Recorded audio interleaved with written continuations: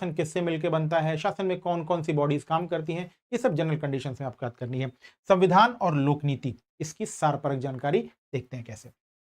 अब देखिए LT grade में राजनीति, मैं आपकी राजनीति की बात कर रहा था ना कि राजनीति में कौन सा सेक्शन आपको पढ़ना है, ये भी तो क्लियर होना चाहिए। अभी तो मैंने बता दिया, लेकिन यहां पे लिखा हुआ है संवैधानिक विकास।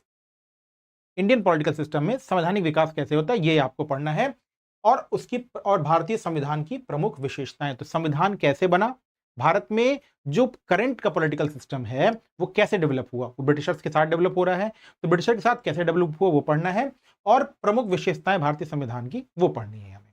फिर दूसरा, शासन में। अब शासन में आपको केंद्रीय शासन, राज्य शासन, चुनाव आयोग और लोक सेवा आयोग, ये केवल 4 सेक्शन पढ़ना है।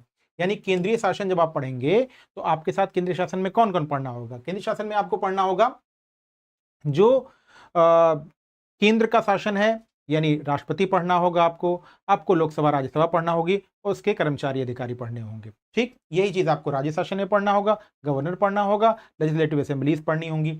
चुनाव आयोग और लोक सेवा आयोग, ये दोनों बहुत इंपॉर्टेंट है।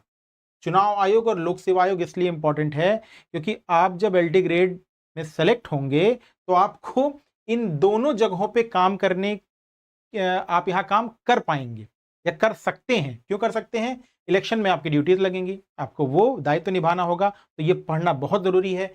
फिर जब आप धीरे धीरे प्रमोट होते हैं तो कभी कभी लोक सेवा आयोग क्या करता है, वो क्वेश्चन का जो एक क्वेश्चन बनाने का या कॉपी चेक करने का या उनका जो पैनल होता है उसमें कई सारे लोग जब प्रमोट होकर के अगर उनके पास